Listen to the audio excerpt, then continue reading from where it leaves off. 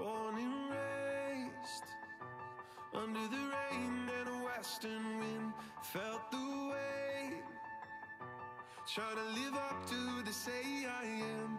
Is it any wonder shame comes calling my first name? Is there any question if I'm the one he left to blame? It's the same fight all over again. It's the same light breaking on my skin. It's the same light when you let me in. You let me in, you let me in. You are the air I breathe. You are the song I bleed. You are the war that I can win. This is my white flag in the wind. Every word you speak is the air I breathe. Feel like a contender, bringing my fist to a pistol war. I surrender, that I need you now and you love me more. It's like an ocean over my head and under the light in slow motion tonight. It's the same fight all over again. It's the same light breaking on my skin. It's the same light when you let me in. You let me in, you let me in. You are the air I breathe. You are the song I bleed. You are the war that I can win. This is my white flag in the wind. Every word you speak is the air I breathe. I hear you calling my name out, name out. There's no running away now. I hear you calling my name out, name out. I got nothing left to say now, say it now. But you are the air I breathe. You are the song I bleed. You are the war that I can win. This is my white flag in the wind. Every word you speak is the air I. You are the air I breathe. You are the song I bleed. You are the war that I can win. This is my white flag in the wind. Every word you speak is the air I breathe. Is the air I breathe.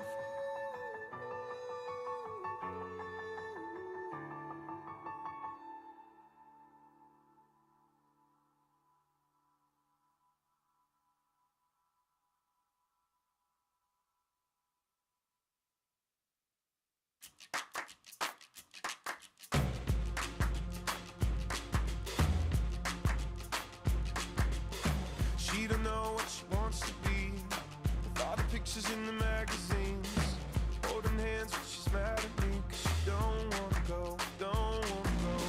I'm better at anthropology, my purple boots and the golden dreams, standing there like a Tennessee queen, singing don't look at me, don't look at me, singing oh, oh, won't you help me sing this song, singing she don't ever wanna go to sleep, singing hey mama, don't wanna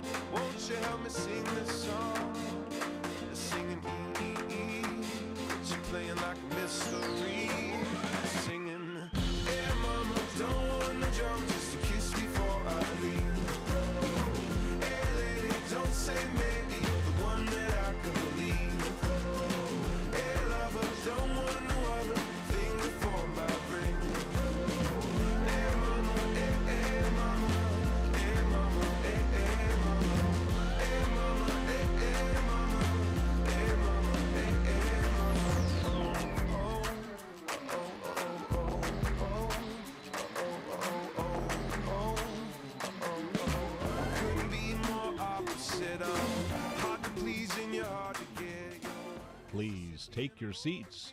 The program is about to begin. Hey mama, don't want the drama, just a kiss before I leave. Hey lady, don't say maybe, you're the one that I can believe. Hey lover, don't want no other thing before my ring. Hey mama, hey mama, hey mama, hey mama, hey mama, hey mama, hey mama, hey mama.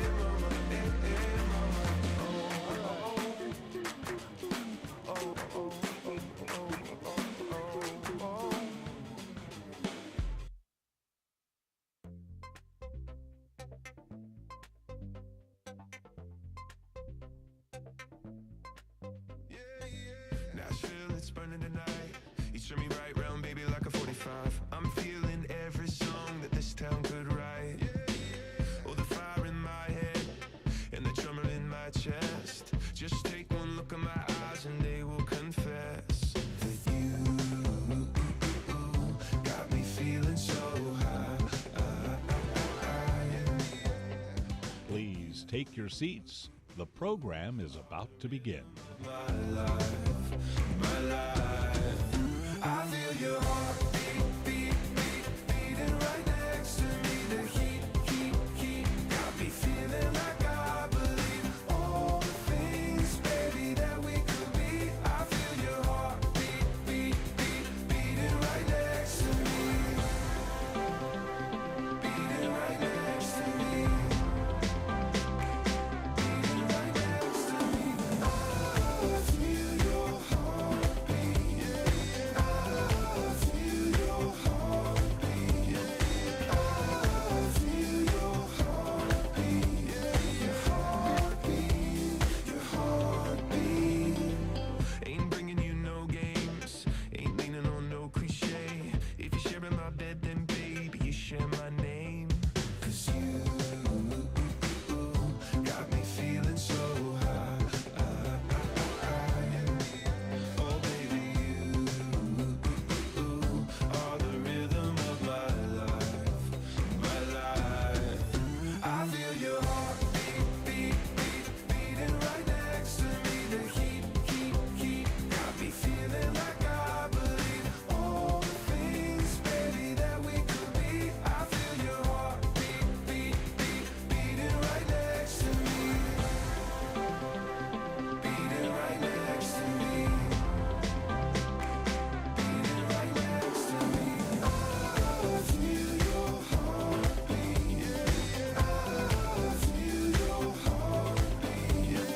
I feel your heartbeat. Your heartbeat. Your heartbeat.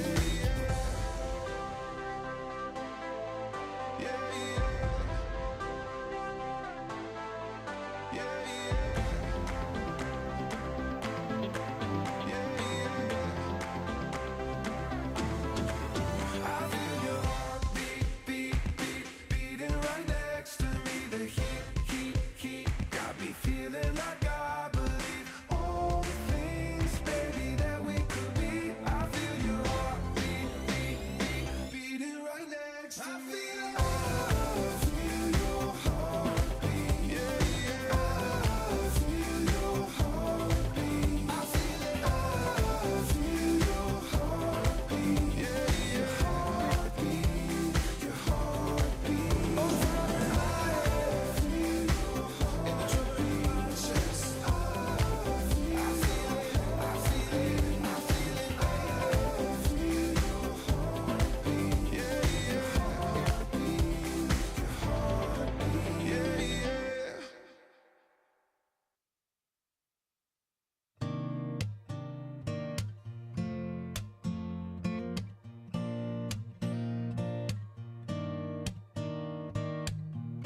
Oh, sweet lover, dressed in stars and stripes, American girl with a white boy turning red. Leaning over by the love, your sister's stolen wild. You held my stare and my mouth kept quiet. Sitcom singing from a television screen. Oh, the drama. Please take your seats. The program is about to begin. Your hands are slowly tiptoeing over me. I can barely breathe as I try to find my voice. And you ask me, how do I know if love is real? And I'm sure I got something I could say, but my mouth kept quiet. Darling, don't stand up. Darling, don't you go. All my words are gone wandering in my head. Just wait one moment, there are things you need to know. Even if my tongue is tied, it is not dead. Here's what I'm trying to say. I'm tangled up in a good way.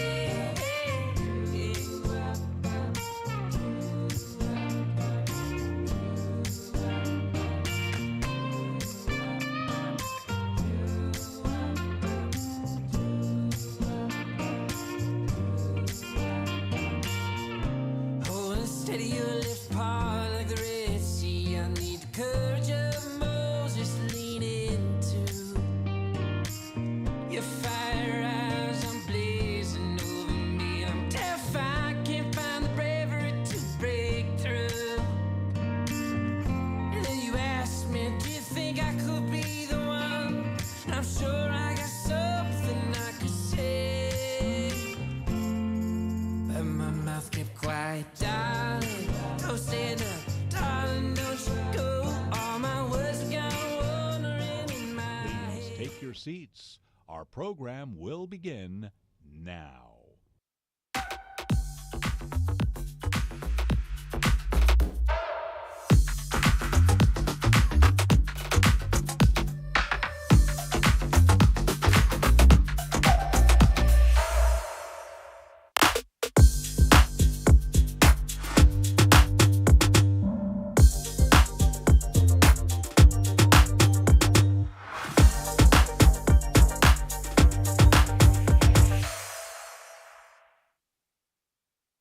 Please welcome to the stage Bloomberg anchor and reporter Janet Wu. That was a big step.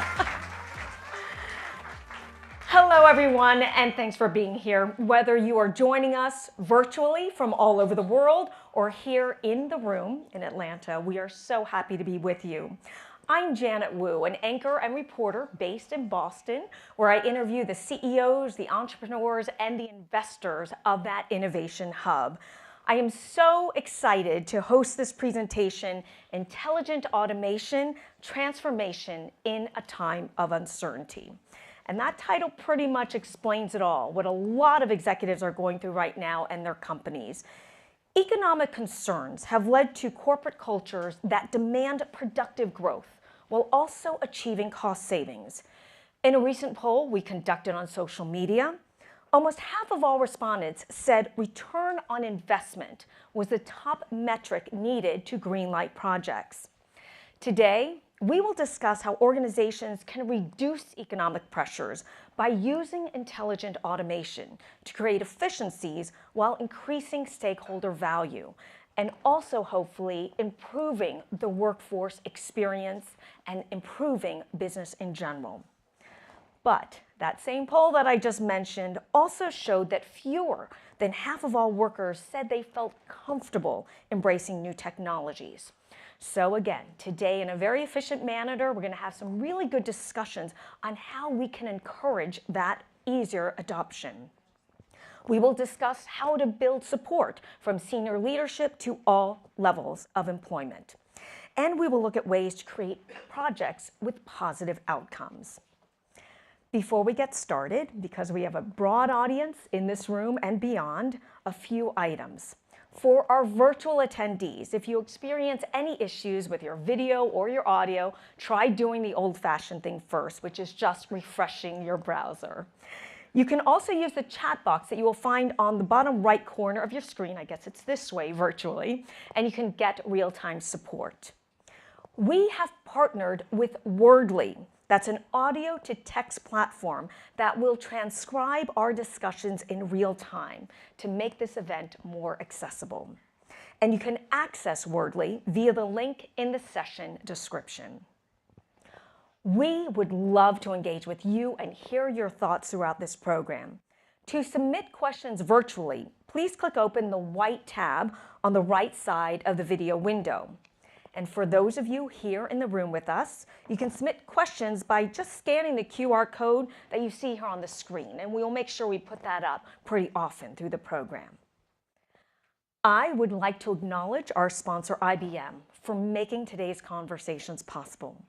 And with that, please welcome a guy that I know who is already quite adept at all things having to do with AI and automation, Jerry Cuomo, Vice President and Chief Technology Officer, IBM Technology, to the stage to make a few opening remarks. And he's carrying chocolate. Thank you.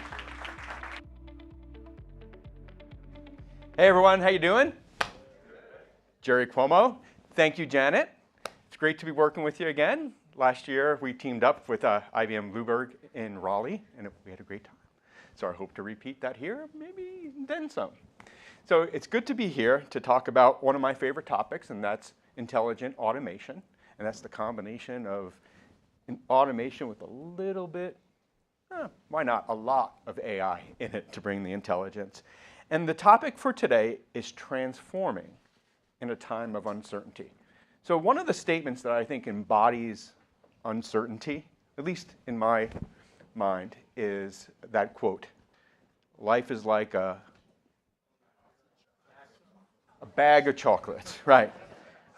But understand the uncertainty there, because, keep going, you never know what you're going to get. So I got some chocolate for you today, or at least for those of you who like dark, and there are different types of chocolate, so you never know. It's times of uncertainty. But folks, like intelligent automation in this time of uncertainty, you don't know what you're going to get. But for God's sakes, it's chocolate. How bad can it be? So I think there is two sides of this coin, right? With uncertainty, there's opportunity. And yes, it's fair, as Janet was saying, there's a bunch going on out there. Inflation, job skill shortages, supply chain disruptions, things like, cybersecurity, on and on, the list goes on. Weather. How many of your businesses depend on weather? All right, a bunch of you all. And we have Travis here later. He and I are going to have a spotlight conversation. He's from the weather company, so we'll have a good time talking about that. But where there is uncertainty, as I said, there's opportunity. And as a tech guy, look around us. What's happening? How many of you played around with ChatGPT? All right, the whole room.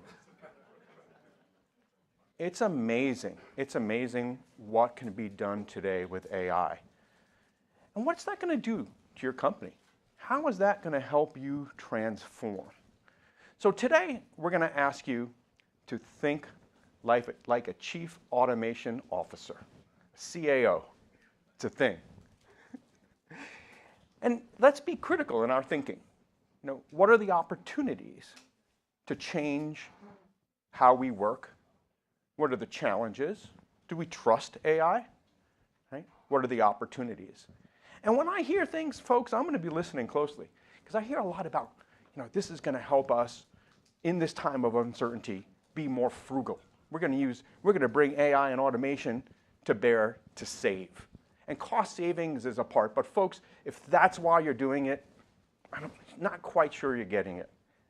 Maybe you're getting half of it, because the other opportunity is to create new experiences, right? To drive your NPS score up, right? So there's two sides of the coin. Yes, you will save, but if you just save, your competition may be doing a little bit more than that. They may be looking at how to introduce new products, new innovations, and that's what this is all about. Opportunity. Opportunity to think balanced like a CAO. So I look forward today to putting your CAO caps and see what we can do together. So how do we respond in this time? All right? Let's bring a little AI. Let's bring a little automation. In this time of uncertainty, you will see. You will transform. And we're going to have a good time doing it. So thanks, Bloomberg. Thanks to our speakers today. Thanks for you all for attending. It's a real distinguished audience. Great participants here. I looked at the list. I read your bios. I am humbled. So thank you all for coming.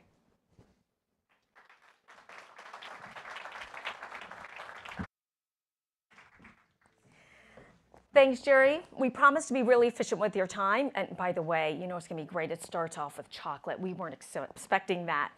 We did promise to be efficient with your time. So we have some fascinating conversations up now, and they're going to go fast. So listen carefully. We're going to dive in now to intelligent automation being critical to an organization's long-term success. But here's the problem. Companies too often focus on what immediately has to be done or things that are narrow in scope.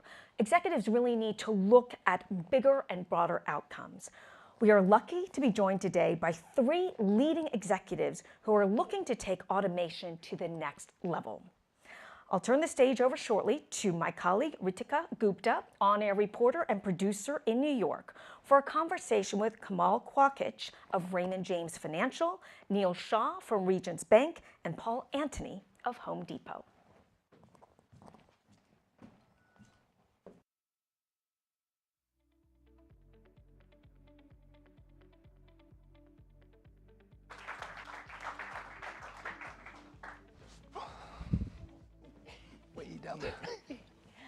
Well, thank you very much, Janet, for that introduction. And I'm Ritika Gupta. I work at Bloomberg Television as a reporter, and I'm very delighted to be here with this fantastic panelists where we're going to be talking about not just how companies are using automation, but propelling it further. What's the next level? So we'll get straight to that with our panelists here. And first of all, I want to, and I also want to remind you all, if you do have questions, to continue sending them, and I'll try to get to as many as I can. But let's first start off. I want you to just each introduce yourself in terms of your company and maybe a quick fun fact about them, just for some size and scope, and then how you're currently using automation or your goals for automation. So we'll start off actually with Kamal, and just tell us something about Raymond James and how automation currently fits in your operations. Sure. So Raymond James is, of course, a financial institution, not the stadium. And we just celebrated 60 years, 60th anniversary. We have over 1.2 trillion in assets under administration, and we just had 140 quarters of profitability, consecutive profitability. And I'm actually the nerd in the company, head of innovation, responsible for building and assessing emerging technologies and trends, and seeing how they can be leveraged to help organizations' products and improve organization products, services, or process. And Paul, tell us a bit about Home Depot's reach, and also, do you know how much they're investing currently in automation? Yeah, so my name is Paul Antony. I've get the privilege of working at Home Depot. A little bit about Home Depot. We did over 157 billion. We announced that this last week. But what's cool is we did almost $47 billion in growth in the last 3 years. So kind of gives you an idea of the turmoil the company's kind of gone through to kind of bring that to bear. With that, I've got responsibility for multiple areas inside the technology space, from store systems to HR and now the supply chain.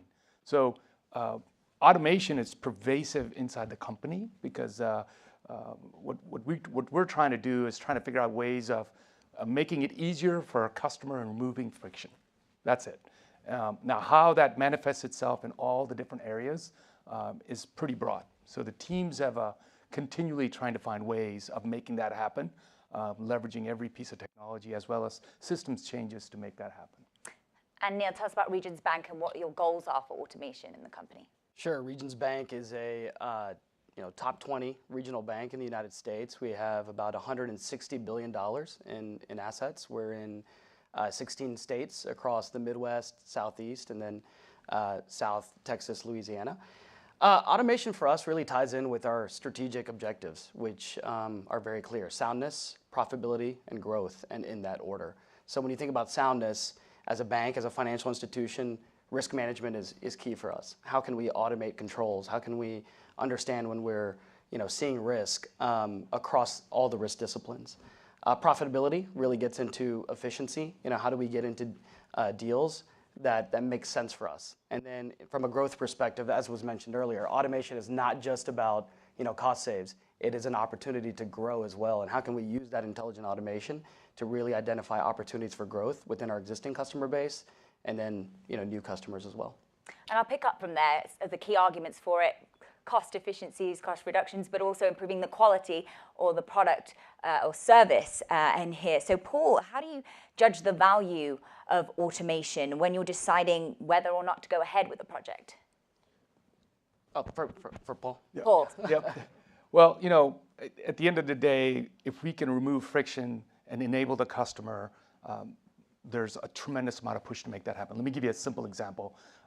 In this last year, we've now enabled a handheld device for every associate in the store. It used to be just a very specific set. Now it's available for every associate. Well, that's great. Now the associate is actually able to spend more time with the customer, enabling them, as opposed to trying to figure out how do I go do one thing or another. And we're actually managing the tasks for them. Now, how do we decide those tasks for each individual associate? And based on their role responsibility, we're actually using a very high amount of machine language and AI in the background to decide that, make those decisions, and enable the associate. We do all of that, and now it's essentially up to the associate to be engaging with the customer. We increase that amount of time that they are able to do that. And Kamal, in terms of the process of getting sign-off for automation projects, can you talk us through that and how it may have differed from previously? Yeah, so I think we have this crawl, walk, run analogy that we put in place. So initially it was pretty strict compared to what previously was. And of course, to justify the program, and I know, Jerry, you just mentioned something about it's not just about people savings, but we did start with that and started very slow to build a framework to make sure that it works before we opened the floodgates. We've been at it for 5 years now, and so it's no longer about just people savings. There's other benefits. So, we talked about efficiency, and no matter how many people you throw in on a project, there's still robots will do it faster. Data quality, SLAs. And so our process now, it's much easier than it was before. We released or removed a lot of kind of red tape around what constitutes a good automation. And it's much easier now to get approval to automate something. And Neil, does that compare to how it's at Regions Bank? Imagine with all the regulation and compliance there, you may have a similar process. Yeah, we go through a pretty robust process before we, allocate capital to certain projects. But what we've done in the past decade has gotten really good at strategic planning, right, and prioritization. So there's opportunity all over the bank to do many, many things, but not everyone can. we don't have enough capital to spend on everything, right? We need to really narrow it down, and really that starts with what do our customers need, what do our customers want, and where do our associates, where can they benefit? So that's really the starting point, and then from then we go through a pretty intense process up front to ensure that we're investing in the right things. But then as we start executing, it becomes more of an agile process, because the fact is, the assumptions that you have at the beginning of a project, more than likely, many of them are not going to be true, as you start, right? Day one, things change. External circumstances, we talked about a time of uncertainty, that impacts what you're going to be doing. So as you execute in an agile manner, you have the ability to pivot to still meet those same objectives, but do it in different ways, because you're essentially doing new things with automation. And I'm interested in what the actual design process is for the products. Yeah, so the design process very much follows our architecture principles. So when we think about automation, we don't think about it, separately. It is just one tool in the toolkit of the technology department. So we start very much with customer journey mapping, associate journey mapping. Then that's followed by process mapping to really understand the end-to-end process in a lot of detail. And it's a little bit of, it's a lot of upfront work, because there's a tendency to, let's just get started into a process. Here's something we want to go solve.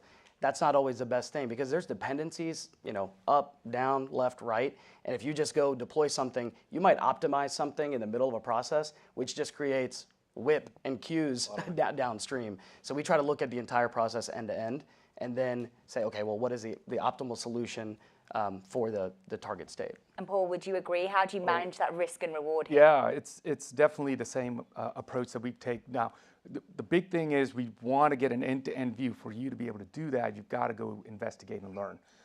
And I would tell you, more than not, at least for us from a DC distribution center and stores, we actually have to go into those facilities. You have to physically tour and understand what the processes are. And until those are understood, you really can't talk about how do you change it. Now, I will add one thing, and I think it's critical. Automating something is not where we gain, and I think you said it earlier. It's critical that you change. You change what you're doing, and how you do something, and when you do something, fundamentally has to be changed for you to get tremendous amount of value. You can optimize, that's great, but the big win is when you stop doing something and start doing it totally differently. And I would emphasize it's also being competitive. I think that ends up being the goal at the end of the day. Technology is moving way too fast, and for us not to act now, pretty soon our competitors will have the technology that we need to stay. So we have to do this to stay competitive. I'm going to pick up on that point there when you're talking about the evaluating of the project. So you design the automation, you get the approvals, you try it out, but how do you then measure the success? So Neil, tell us, after you've got the approval, how do you measure the success of your new project? Yeah, I mean, I think it starts up front. I mean, before anything is approved, you need to have your success criteria, your acceptance criteria all defined, right? I mean, so often projects are executed, and then the party starts when you implement, but no one knows if that's successful or not. Just implementing the capability may not have actually given you what you thought you were going to get. So you have to have those leading indicators and lagging indicators to really tell you, is this been a value add for Regions overall, or the company overall? And Paul, can you give us an example at Home Depot where you've got a project that's offered some real change for the company? I want to kind of build a little bit off Shah, because I think having the metrics are critical, but it also allows you to know if you failed. So it's not always looking for success. It's really looking for, okay, I've got to change and do something different. If the idea is solid, then and the metrics help you get to that point. I would tell you one of the biggest things for retailers, if you want to win in retail, number one thing is to get the product on the shelf. If you can't get the product on the shelf, the customer's going to walk off because we just didn't satisfy them. And you would think that would be easy. It's probably one of the hardest things to do consistently every day, every location, i.e. 2,300 plus stores. And so to pull that off, leveraging devices and the technology, that was easier then, very easy to do if we could get each associate to follow the same process. Very simple to do, but hard to measure, and we can't just look at sales. That's just one aspect of it. So Kamal, if you could jump in here, what would you say are the characteristics of a project that isn't successful and that doesn't ultimately work, kind of picking up on the points here that Paul was making? I mean, it's all also around the usage as well. I mean, we've had lessons learned in share of projects where we would potentially implement something, but it's not being used, or at least a hard time to getting people adapt to follow the process. There's a trust issue with it as well. But I think over time, I think people do understand, and I kind of piggyback to what two of you were saying, is that the goal here is also to have as much statistics to show. That's actually a selling point. When we approach our business and we talk to them to say we should automate the process, we tell them the value behind it too, to say we're going to get you the numbers. You'll see how many processes failed and why they failed, how many transactions we processed. And by the way, if a human is doing it 1 time a day, we can do it 7 times a day. So these are all kind of different values, but it really depends from a case to case. The failure, I would say most of the time, if you do all the due diligence, going through the SDLC, capturing the requirements, doing technical design, we also do skeleton bots just to try it out to see that it works well within technology. At the end of the day, it's just usage. It ends up being, if you did your due diligence, it's just convincing your business users to follow the steps and start getting plugged in automation. And I mean, this is to address to all of you, but I think, when people talk about automation and they see that on the news, they automatically think job losses, they think, job security and all of that. Do we still need human interaction with these processes? So 5 years now, we've been doing RPA, and we have not had a job loss. It's job opportunities.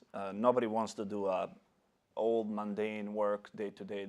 And so we usually have the more thought-provoking jobs for associates. We have also hiring avoidance as well. So as part of the kind of hiring process, our senior leadership looks at that and says, can that be automated versus hire? But we haven't had in 5 years, not one person being let go because we've automated something. I'm not sure if any Yeah, completely agree. I think when automation first, started becoming the buzzword and very popular within companies, especially like robotics process automation, it's like, all right, the robots are coming, everyone, humans are out, and we're going to replace, all these jobs. That's not the case at all. Really, it enhances the jobs that exist today. And like Kamal said, there's a competitive environment out there for people, right? If you have people that are not doing jobs that they feel fulfilled in, that they feel a sense of purpose, they're going to leave. They have options, right? So our best bet is to create jobs that give them that, and I think automation can really help. So on that, how do we actually create a culture that embraces technology in the workplace? Kamal, you've often said that firms don't recognize the benefits of automation. So why is that, and what are the benefits at Raymond James? Well, I think unfortunately it is, as mentioned earlier, that everybody's looking at the people savings, and some of the stuff it's really hard to measure. So it becomes cultural, and it starts from leadership. Our leadership, including our CIO and even CEO, even if you listen to Paul, he's saying he's investing a lot in technology. It starts there. It's cultural to be able to invest in automation. And then from that point on, everything else ends up being easy if you follow the steps from an SDLC perspective. And so, yeah, I would say it's cultural. You need to have a support. You need to follow the process from an SDLC perspective. You need to pick the right processes. And you need to be a little bit careful. We've heard, and personally, I've heard disaster stories of people building way too fast and not being able to have a proper governance. I think having a center of excellence and proper governance dictates what you should automate, what you shouldn't automate, and if you're going to automate, and it's different from firm to firm. We, for example, one big rule that we've had is we do not access database with our robots because we don't want to bypass the front-facing business logic that exists in a lot of applications. So we'd rather screen scrape the data and enter the data to the applications than using APIs. That might not work or might work for others, but for us, simply didn't. So center of excellence in governance is very important as well to have a successful program. The other thing I would add is that's from a top-down view, which I think is critical. You also have a bottoms-up view. We spend a lot of time with our associates creating environments where they can test and play and try things out. And so this is more of what we call like a developer dev games type setups that we have. We have groups, and we'll do business problems. Now, those don't go into production, but it's interesting when the business teams see some of these solutions, ideas then start rolling that actually make more sense. So, and it's fun for the dev teams because now they're sending a sprint of maybe a week, intense work on their part, and they get to see the glory of, oh, look at this. And so creating that inside the company is just as important, so you now have the capability of executing against it. And Neil, would you agree on how to kind of embrace that culture in the workplace, and whether you think firms are recognizing the benefits of automation? Yeah, no, I agree with both of these guys, and I think one key thing that we're continuing to learn, being on the tech side within the business, is that you have to speak the business speak, right? You can't get carried away with the shiny technology and try to sell that to your business partners. So often, developer walks into a room super excited about what he's built and all the capabilities and the non-functional requirements and the scalability and all these things that can be done, and then the business person's like, I have no clue what you're talking about. Can I do it faster than writing it down in my notebook or typing in Excel? And that's critical, right? You have to speak the business speak and turn these into products. So one thing that we've done at Regent is really, even from a data side, we have AI products, right? And they're really built, marketed as products, like business products versus technology products. And I think that's key. Yeah. And I have an audience question here that I want to get to. So what have you found that customers want, which has been fulfilled with intelligent automation? Paul?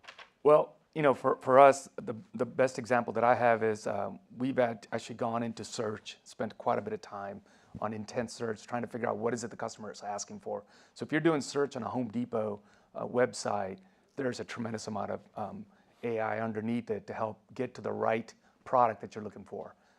And you think about all the combinations that you got to deal with in a hardware or a do-it-yourself type store. This is amazing. So that's one that I would kind of hold out as huge work that the team has done to not just drive automation, but really trying to get AI to get the right answer for the customer. And Kamal, Neil, a quick one for you as well, just about how intelligent automation fits into the finance industry specifically, and also I'm interested in how the customer side of it in particular and how it affects that part of the business.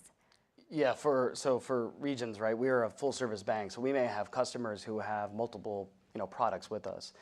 Traditionally, architecture behind the scenes has been somewhat siloed, right? Over time, you have your business bank, you have your consumer bank, you have your wealth, you have fraud operations, all running different systems. So when a customer contacts the bank, they don't want to talk to 5 different banks. They want to talk to one bank, and they want us to know why they might be calling based on other things they've done in various channels. They can walk into a branch, they can go online, they've got their mobile device. So for customers, they want us to really predict why they're calling and quickly take the friction out of the process. I mean, not dissimilar to what Paul said around taking the friction out and getting to the product faster. They want to get to their answer faster. So for us, it's very much about knowing your customer and being able to kind of offer them the advice and guidance they need. Okay, great. And we are running out of time, but I have one quick question that I want some quick, snappy answers to. It's just about looking forward and what the next level is for automation. So, Paul.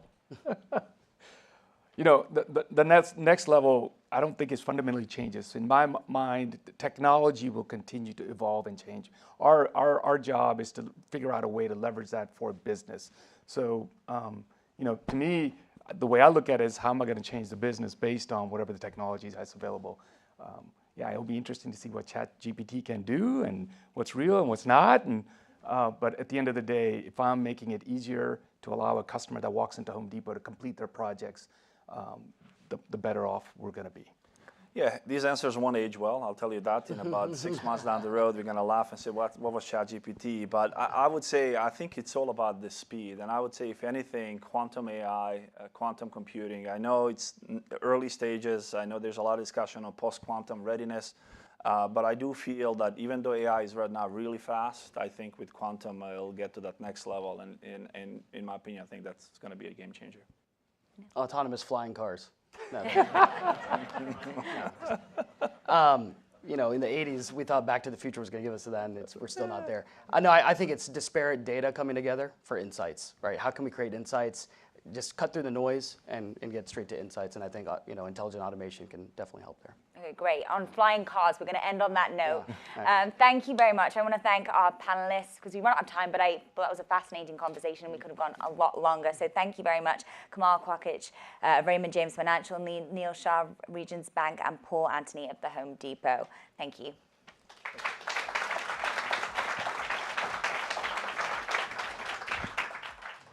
And I'd like to welcome back Jeremy Cromo here, the Chief Technology Officer at IBM, for a conversation with Travis Smith, the Chief Architect, Head of Data and AI at the Weather Company. Thank you.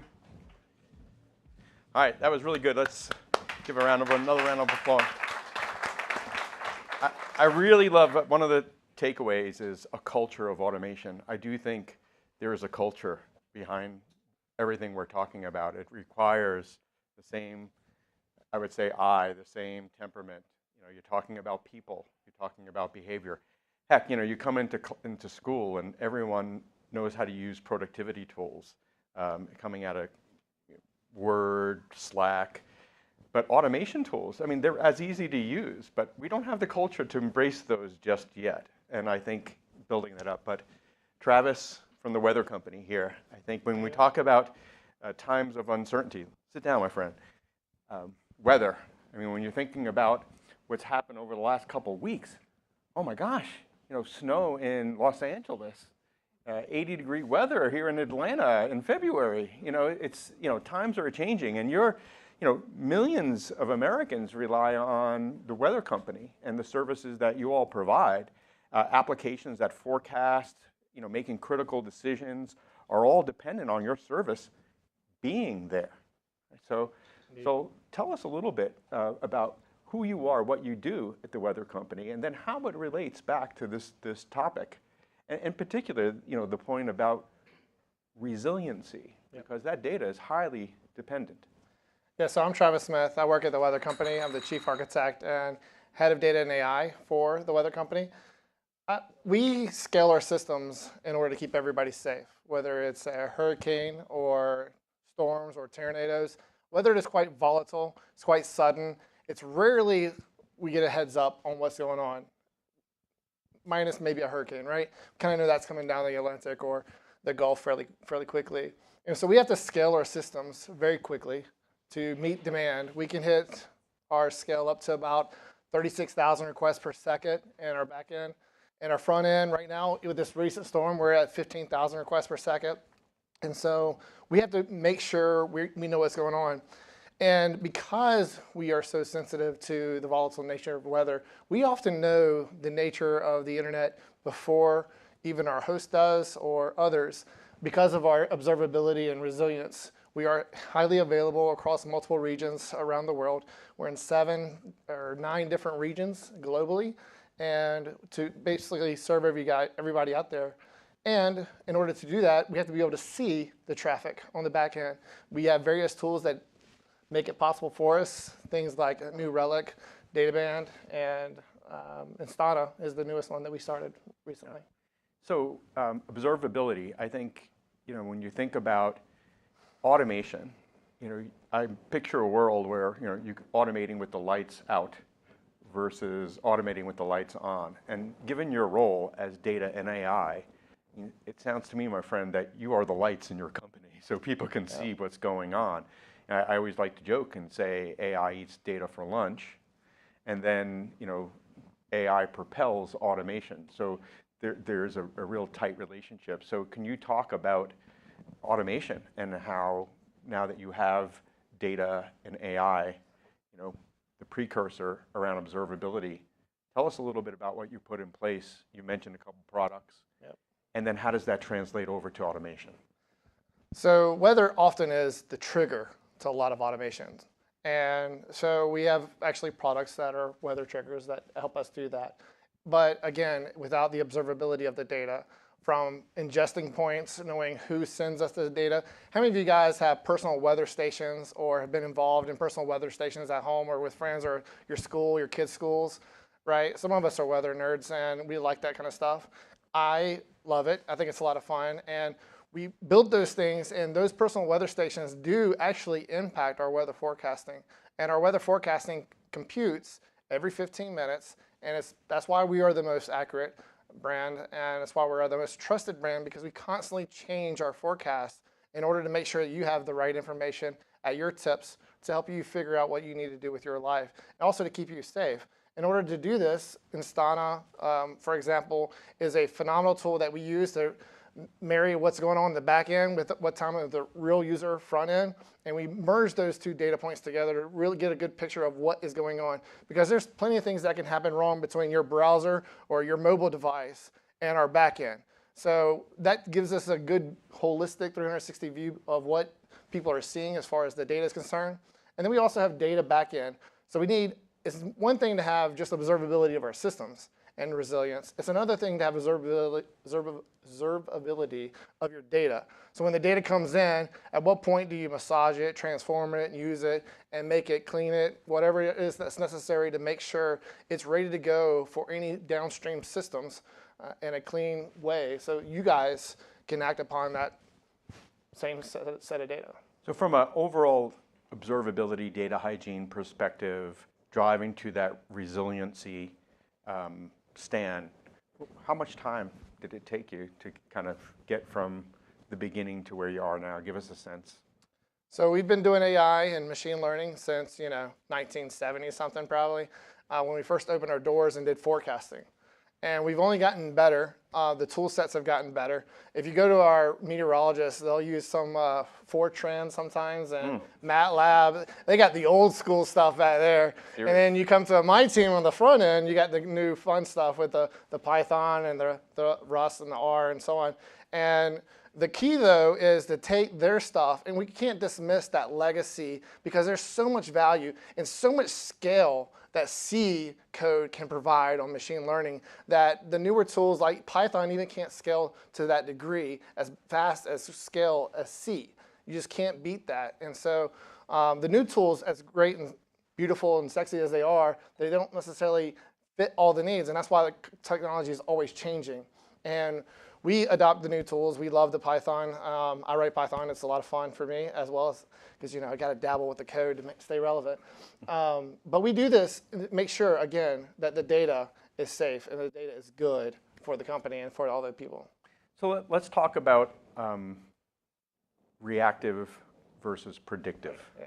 And I think for the first time this year, working with one of the banks that we work with, we worked with them such that they can make a commitment to their CEO that AI and ML will help avoid 50 incidents this year. And when you think about it, I think the world measures themselves from a resiliency perspective around mean time to recovery. And they're saying, no, we're going to use data, observability, and AI to avoid those incidents. So give me your perspective of that, and then, where do you see that happening? Is that a 2023 thing, a 2020? What are the elements that have to kind of be put in place to get to that level of So we have been investigating predictive analysis of our traffic ahead of time. And it is a quite large problem to have because we have our data flow and we can create insights off our our forecasting flow. We can create insights onto what's going to happen to our systems based on that and kind of get a prediction, maybe a few minutes before the actual things happen, which is really good. The key for us, though, is using that similar technology to predict outages from a technology perspective and an infrastructure perspective and an automation perspective.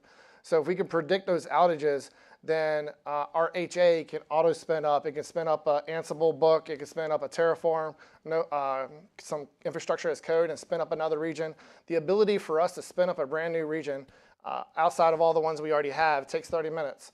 So we need that 30-minute lead time. If we can use that on our infrastructure, then that would just make things so much greater because 30 minutes for us is about $100,000 every minute, that is. So weather company gets some telemetry coming in from weather data that, thunderstorms in Atlanta. Mm-hmm. You're telling me you're going to predict 200% demand increase on the rebooking application. You're going to write Ansible playbooks, spin up your OpenShift clusters, and you're ready to go before the thunderstorms arrive in Atlanta. Right, we're not so much there on the OpenShift side, but we are definitely there on all the other things. Very cool. Yeah. Yeah. No, I think that's amazing. Let's keep going now and kind of go from the as-is state to the to-be state. Yes. I know you and I are big fans of generative AI. Oh yes. So I'm just floored with some of the comments around like we're working on COBOL to Java, so if you've used ChatGPT, so imagine not just, I don't know that we have a demand for writing new COBOL, but explaining existing COBOL and then saying, okay, can you convert it to Python or can you convert it to Java? I mean, this is real stuff that we have going on. Some of the quotes that we're getting are up to 80% productivity gains in developers. Now think about it. That means that on Tuesday at 1 p.m., your developer is done for the week. And okay, fine, 80% is a lot maybe. So what's the right number? It's not 10, right? So what's your view as a person who likes to dabble in code? Where are we with the state of the art in generative AI? So I believe it's at least 50%, if not more, on my personal usage of it. Now my team and getting my new guys ramped up. So onboarding talent is extremely faster because they can say, everybody's got code that is not documented, either in the code or in the right documentation. Or it was done really well and that guy left or girl left and it's been a year since it's been updated.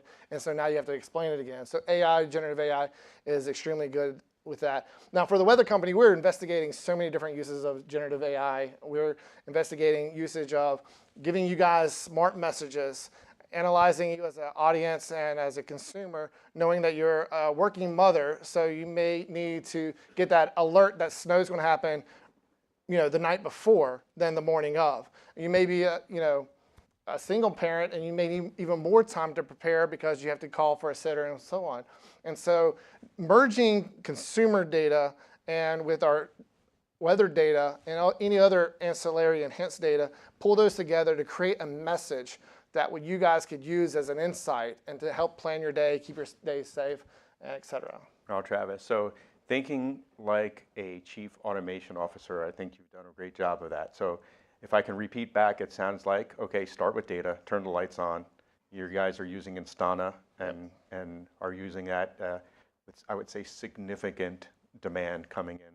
Yep. The various properties that connect into the weather company. AI as a way to kind of now, with the lights on, see the data, correlate, make predictions.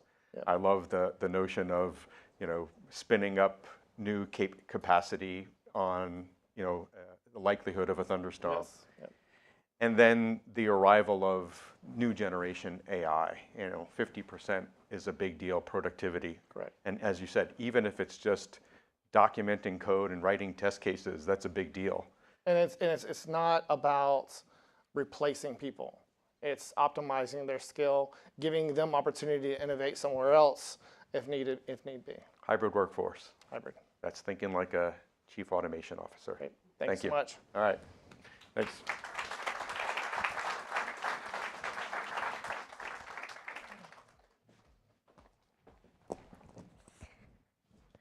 Jerry and Travis, thank you so much. I am included in that group of people obsessed with weather.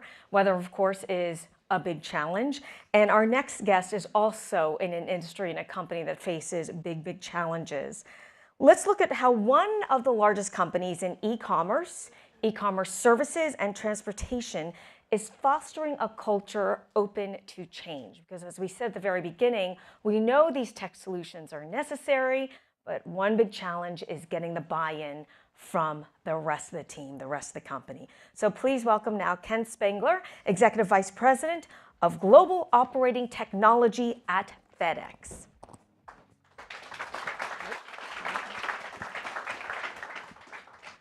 So first of all, we all know FedEx. FedEx visits all of us. Give us a metric of how much business you're doing. Approximately how many packages are you delivering? More than 10 million a day. 10 million a day. Yeah, and if you think of peak season, which for the pandemic era was like 2 straight years, but you can basically double that or more in a peak season. All right. Well, talking about peak season, it seemed like the pandemic was nonstop peak season for you. We all know FedEx, but during the pandemic, we really got to know FedEx because there was forced transformation with everyone getting everything at home. Tell us about some of the tech advances and innovations that you adopted very quickly during that challenging time. Well, clearly, just like every business, in fact, Paul had a great growth story, the unbelievable explosive growth of Home Depot, but we were very similar, and many companies, here I'm sure were the same way. Let me start with just a foundation. If you think of FedEx, we grew about $50 billion in the prior 20 years before the pandemic, and then grew $25 billion in 2 years. So it was just sudden explosive growth. Now, part of that was just like everybody, scaling all the events that we were doing, including even having remote people work from home. But in FedEx, so many of our frontline heroes, our team members, were out on the road every day, in our hubs every day, in our stations every day. So scale was number one. We had to massively scale. Our volume skyrocketed. Normally you can kind of hold your breath for 4 or 5 weeks of peak, but when you suddenly realized this was going to go on for years, that scale was intensive. The second thing is, predictability and automation was really our friend, because we suddenly had more volume, more than we could do with. So we expanded a lot of automation. Now, all different forms of automation, literally from physical automation to material handling automation, all the way to process automation. So bookends and everything in between. And then really important for us was, and fortunately, we have a very innovative culture. Our chairman is incredibly innovative. He's still our founder, is still our chairman. But things like sensor-based technology, we had patented many different advances through the years, but just right prior to the pandemic, we had released something we call SensoAir ID, Bluetooth low energy sensors that were on certain very high value packages, and we could see them real time and utilize that data in all forms of automation and intelligence. But the vaccine packages became the most important shipments we ever had.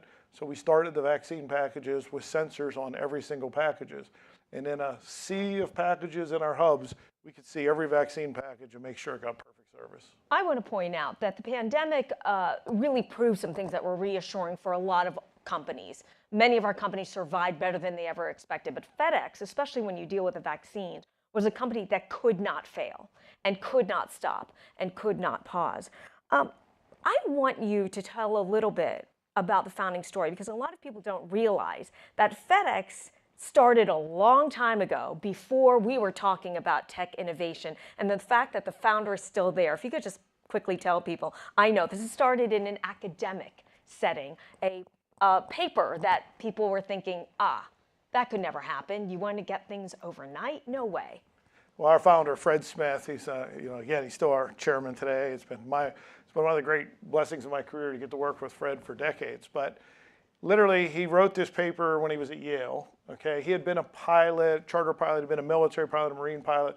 So he had seen that, the movement of high value, especially early days of technology equipment, people were chartering planes all the time for individual pieces. So he wrote a paper about it at Yale, and basically, I think the actual grade was a C. A lot of people said he had a failing grade. A lot of people said you can't. But it was basically, this is unrealistic, though. Well, he went on, started FedEx. So little commercial here for you. Yesterday started 50 days to 50. So 50 days from yesterday will be the 50th anniversary of FedEx founding. But anyhow, the part that Janet's mentioning is, he's a true innovator. He's one of the great innovators of the last 100 years, and he continues to innovate to this day.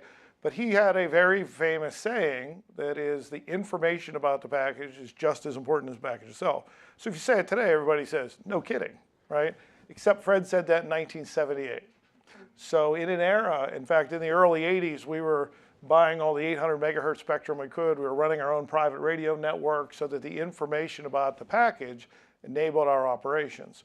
So that's probably the most famous quote from Fred that relates to how important information is the fuel of automation and productivity, et cetera. And probably Fred never imagined, even though he had this great idea, how many packages you would be delivering today. That 10 million daily package load is just incredible. Let's talk about the challenges of this very tough business. Getting things to people where they live, especially that last mile challenge. I know we've already been talking about it somewhat, but talk about how crucial innovation is at FedEx, and not just for different milestones, but nonstop. You talk about massive automation. Yeah, obviously, today in, processing, we use terms like, hyperscale, and, it's just been scale of automation and resiliency and productivity have been at the heart of everything we do. So, relentlessly innovating is definitely, and I've said it already, it was in our DNA.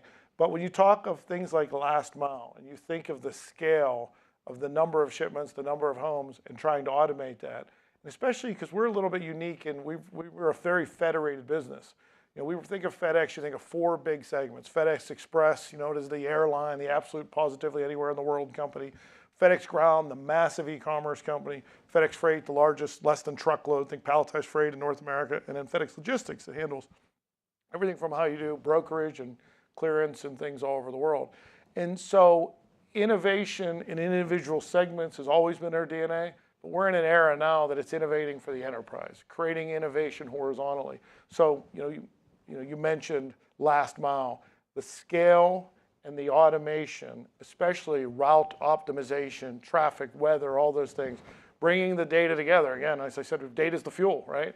And the fuel and applying all forms of automation and optimization to that is the biggest opportunity in front of us right now. So talking about the adoption of innovation, first of all, a lot of that innovation is grown and engendered within the company. Talk to us about this little company within your company focused on AI and data, the DataWorks group. Well, in 2020, we, obviously data and all forms of it have been in our DNA, like I said, and then, we majored in it for sure for many years. Big data, when that became, we thought, oh yeah, we're a big data company. But we decided that we needed to go to another level and truly major in it. So we created an organization called FedEx DataWorks inside of FedEx. And then in 2022, made it a separate subsidiary run by an incredibly innovative and smart guy, Narayanan Krishnakumar. And that group is focused on, data around the enterprise, all forms of AI. In fact, when I talked about the vaccine before, in rapid fashion during the pandemic, when we were putting sensors on every package, they created something called FedEx Surround, so that we had visualization of every single package everywhere it is. So when you looked at a hub that might be sorting 1 to 2 million packages that night, like our Memphis hub, our greatest hub, you could pick out visually and see every single package, so that you made sure it got onto the proper airplane. So FedEx DataWorks is that company. It's our way of taking it to another level. We continue to grow it, major in all forms of advanced automation and data. By the way, why did you make it separate? Is it so people wouldn't bother those people working on the ideas? No, it was really to make it an enterprise asset. That, as we were separate, we were a federated business, and we were very federated. We're working much more collaboratively across the enterprise. We wanted one organization that is an enabler of the entire enterprise, no matter where you're at in the world, what region of the world you're in, and no matter which of our companies you're in. So you were talking about these sensor chips. As you recall, he said they were first used to track vaccines. Very crucial and important package that they go to the right place. These sensor chips are rather like Apple tiles. So I'm going to put you on the spot. Since you've been using them, not that long, has it reduced the number of packages that have gone astray? Well, absolutely. And the thing about millions and millions of packages, things can happen. If they do go astray, you can find them immediately. So you get them back on course. That's the key thing. But literally, in a time when our services, we're very proud of our service. Our service has always been very high. But in our history, some of our lower service levels were all during the pandemic, because we were flooded with volume and we were having labor challenges like everybody. But our vaccine packages were well over 99% service. So every vaccine package was getting where it was supposed to go on time.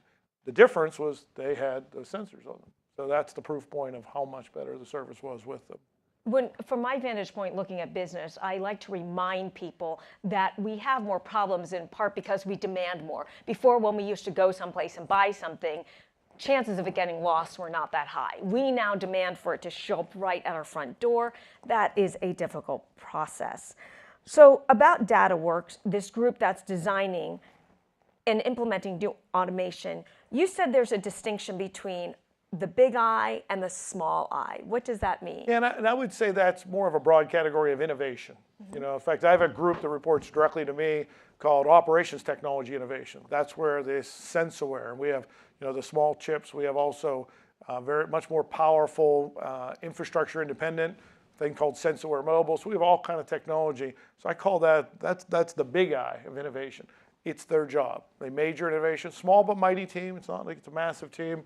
Very strong engineers. The gentleman that reports to me and runs it is a Norwegian engineer who has innovated for us for many years.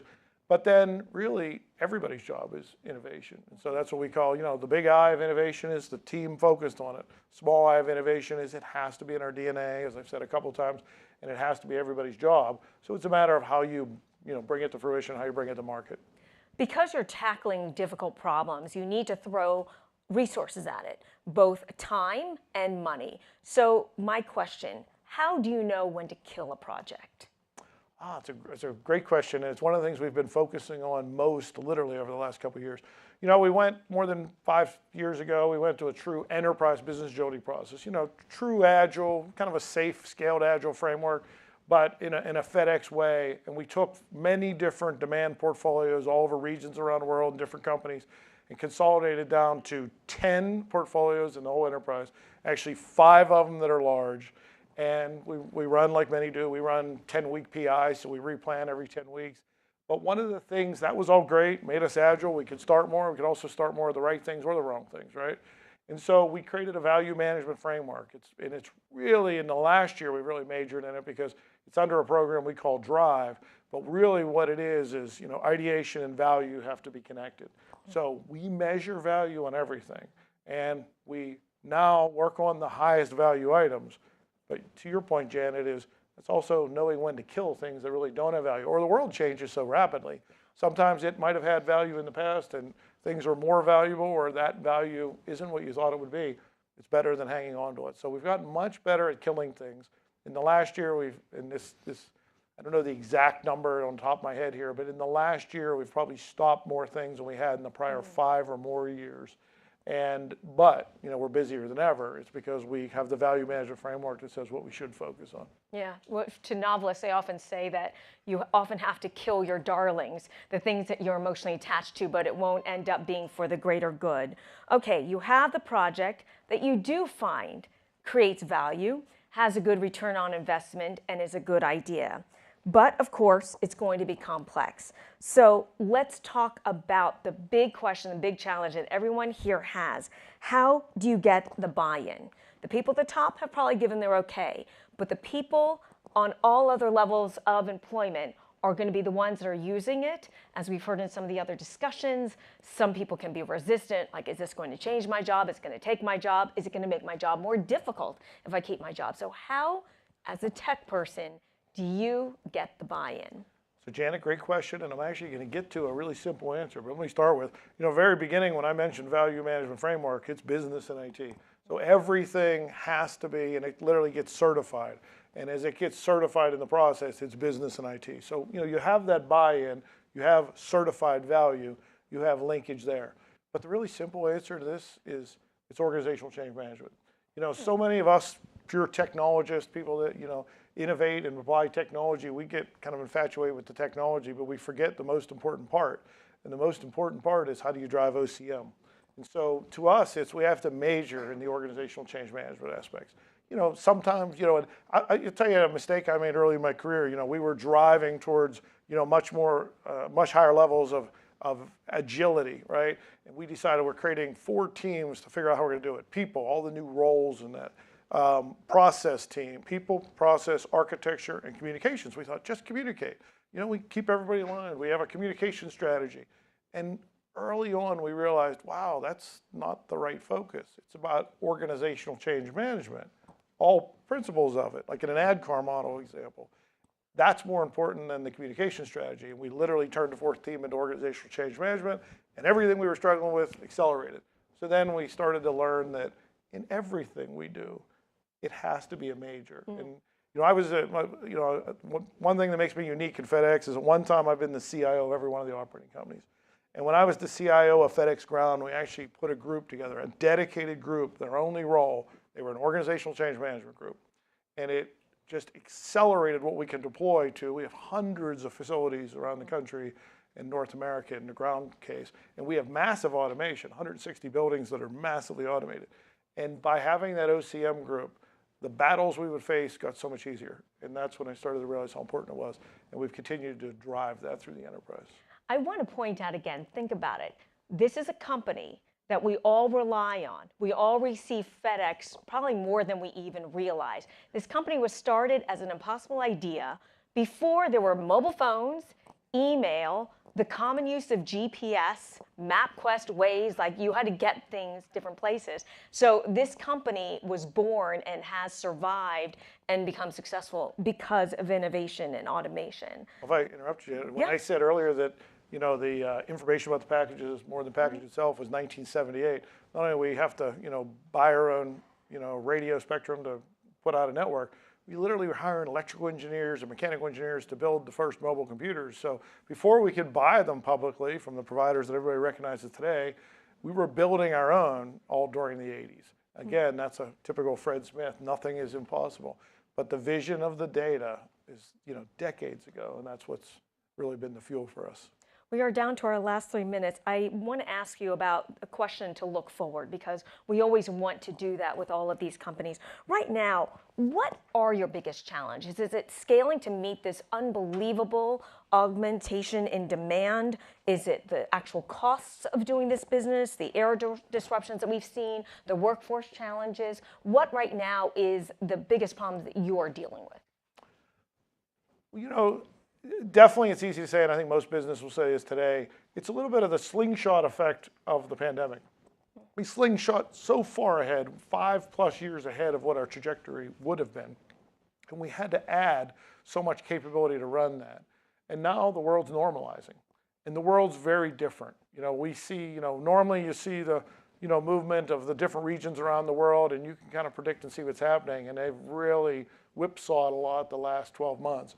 So costs are clearly one of the most important things for us. Again, like many businesses. So, once again, it's how do you drive a different level of efficiency, different level of costs after coming off, just 2 to 3 unbelievable years?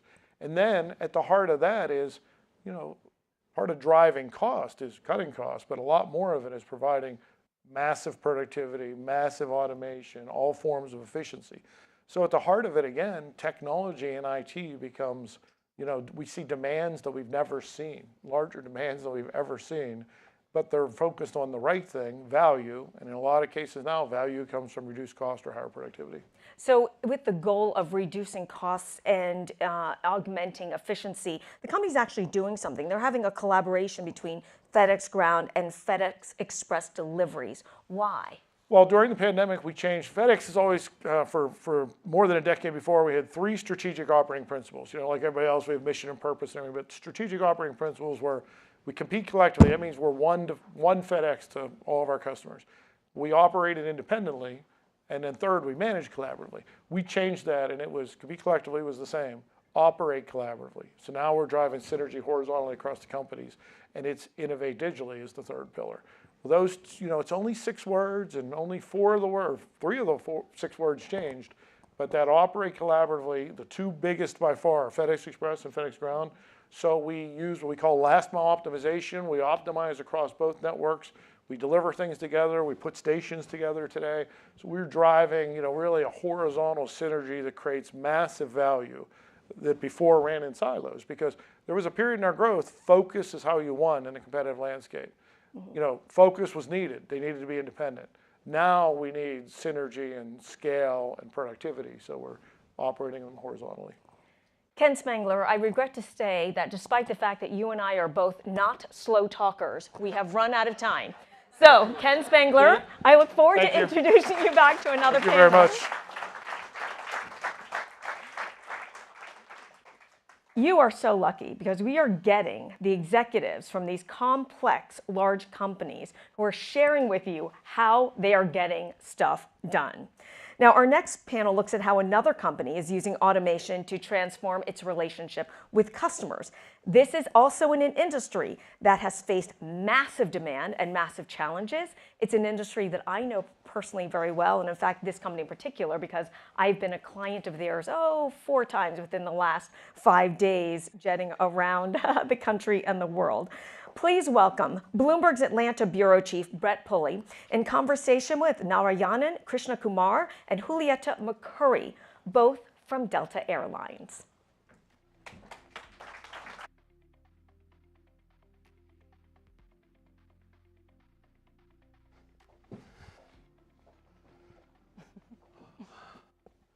All right. Thank you, Janet. By the way, that FedEx guy was great. You haven't aged a bit since the Castaway movie. No, Ken was really terrific. That was great. As Janet said, I'm Brett Pulley, the Atlanta Bureau Chief at Bloomberg, and it's great to be here and great to have everyone here in Atlanta in February. Well, yeah, February still, and it's, 75 degrees outside, so welcome.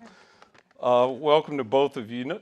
Traditionally, when we think of automation at big airlines, we think of these big logistics companies, managing flight schedules and fares and pricing and load management.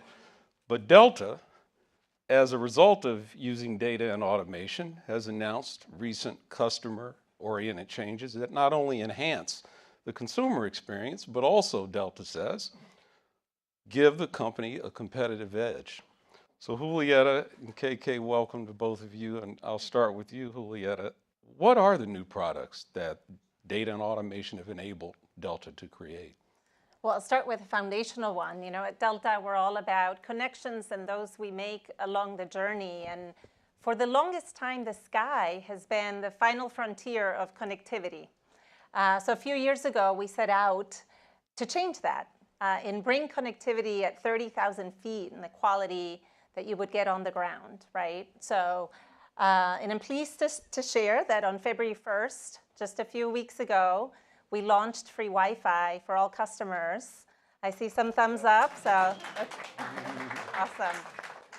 And so that's on 540 aircraft. It's in partnership with T-Mobile. It's 80% of our domestic system. And we're not stopping there. We're actually continuing all the way to the end of 2024, where we will have every single flight with free Wi-Fi. So international flights, regional flights, and of course the domestic ones. And I think what's most exciting is that what free Wi-Fi brings and unlocks, which to us is a new customer experience. And that's because it's powered with personalization. It's powered by membership. To access free Wi-Fi, for those of you who've done it already, you use your SkyMiles account to do so, or you can join the program, which we're making it super easy to do. It's free. You can do it in the air. And what that does is that it helps us understand our customers better, understand their preferences, the way they travel, how they prefer to travel, how they prefer to be communicated to. What are their service requests? What are their needs along the way? And so the more we get to know about our customers, the better we can serve them. And this has been, an incredible opportunity. We've been leaning into personalization more and more at Delta. And as a result, we've introduced not just the free Wi-Fi, but we're working to introduce on board some really exciting products. And of course, KK and his team have been instrumental in all of this. Oh, I'm sure. Yeah, absolutely. KK, tell us a bit about what the process was like, especially inside of a company that's as massive as Delta. And Sure, how did automation and AI? Absolutely. And maybe I can rewind a little bit to the beginning of January 2020, when our CEO Ed Bastian went out to CES. He was a keynote, and he talked about giving people free Wi-Fi, right? And so that was at the time, obviously a great thing to announce. And then we only had to wait for 2 more months before the bottom fell out of our market. Yes. So you can imagine that was a tough process to try to bring something like this back.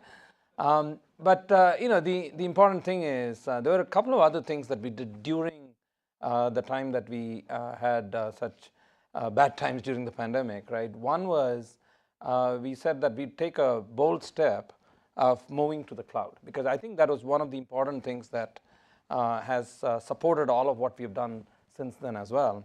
And what that meant to us was, obviously, one side of it was scale. The other side of it was to say we want to be resilient. There were a lot of people talking today earlier about being available in multiple regions and being able to leverage the technology from multiple areas and all of that. And so that has very much been an underpinning of Wi-Fi, right? In terms of, yes, we need the all the technology on board, all the the bandwidth, all those things. But in addition, people signing up is the first thing that happens, right? Because they may not be signed up. And so not only are people signing up on board, but they're signing up leading up to even Feb 1. So we need the scale on one side. And so that's been extremely, extremely helpful to make sure that we have a phrase called continuously available. We want some of these very fundamental services to be continuously available. And so that's been part of what we got to do during the pandemic, and that was one aspect of it. In addition, all of the things that Julieta just talked about in terms of customer and preferences and who have SkyMiles account and all of that, and determining what their preferences, their behaviors, all of that is obviously based on data. And so one of the things that we also started doing at the beginning of this all was to say, hey, we need to make that data available in the cloud, much more available in terms of where it might be locked up here. But also what we've been doing is, as we move all of these various aspects into the cloud, we are obviously making sure that we can curate it, we can actually get the real-time aspects of it set up right, and all of that. And so that's been very much an aspect of it. We are in the middle of our journey, right? Sure. Going into the public cloud. And part of it is to make sure that we can actually layer it right, meaning there are certain applications which will never undergo any change, so they'll get migrated. There are other applications which we are rewriting and modernizing completely, microservices, APIs, what have you, in terms of all the technology. And so even the portal that we provided, even as part of the experience, has been was built in record time in the cloud, over a matter of a few weeks, months, if you will.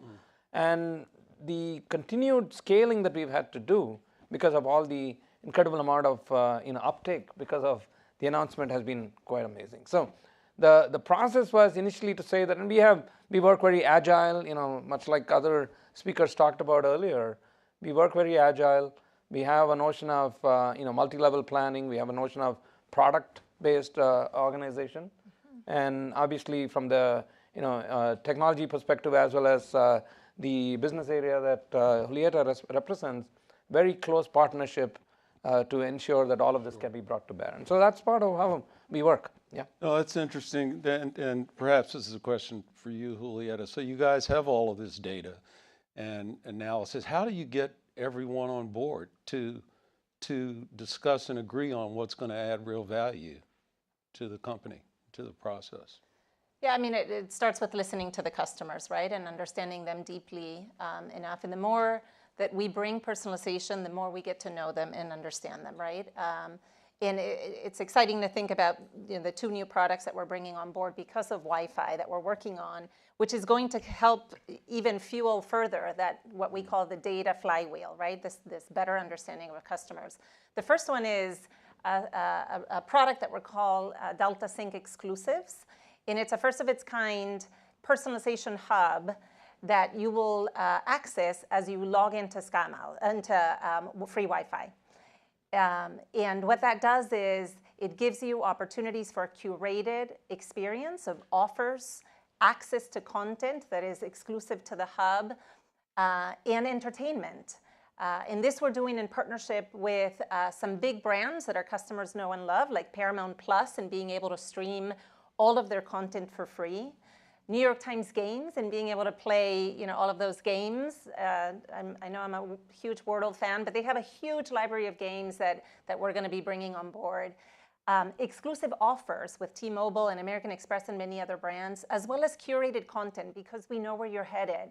We can now curate content in partnership with Resi about restaurants and the hottest places, Atlas Obscura about these unique and obscure places that you need to go check out at your destination. All of that is going to be a part of this hub.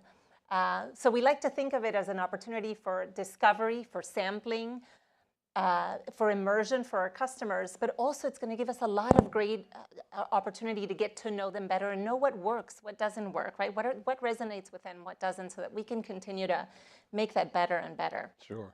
So that process of designing and implementing these new products, this happened in concert with folks in innovation on your side and folks who are thinking about the customer on the end in marketing. What was that like? Talk a bit about that process. I can only imagine, let me change. I can't imagine that the people in marketing asked you for things that you guys can't do, right? No, they never ask for things you cannot do, right? First thing in IT is, yes, you can always do it. But as I said earlier, right, so the process is usually, and we've been moving towards more of an organization which is more product-based. Right. And so obviously there's a foundation that we've continued to evolve and build out that talks about, hey, you have the sizes of the teams are the same, and that's the agile methodology that we built through. Now, the notion of what you might have as cross-cutting kinds of areas, like the one that we did with the Wi-Fi portal and bringing it on board, was very much one aspect of that, right? So saying that there are obviously foundational items and products that are existing within the ecosystem at this point of time. How do you thread through them and create this new product? And so obviously what it means is, it means the leadership of an architect across the board, saying that how can I string all of this, different products together, and how can I bring all the technology to work? But it also requires careful planning. So the whole notion of how are we going to, yes, the products are all going down a certain release path and the features being added at various points of time in their backlog, but how do I make sure that I make all of these sort of, row in the same direction? And all of that was part of the planning that was done. And so, it is not as if, marketing comes and asks us for things that we cannot do. It's more about what is always the art of the possible, and clearly we have to say what is the amount of change that we have to go through. Sure. Because part of it is the prioritization is the most important aspect of it, where we got to say, hey, these priorities that you already have on your table, are maybe going to take a back seat while we make way for some of these, and Ed made the announcement in 2020. So you might be saying, what have you guys been doing until now? Yeah. Right? No, but obviously, during the pandemic, a lot of things stopped.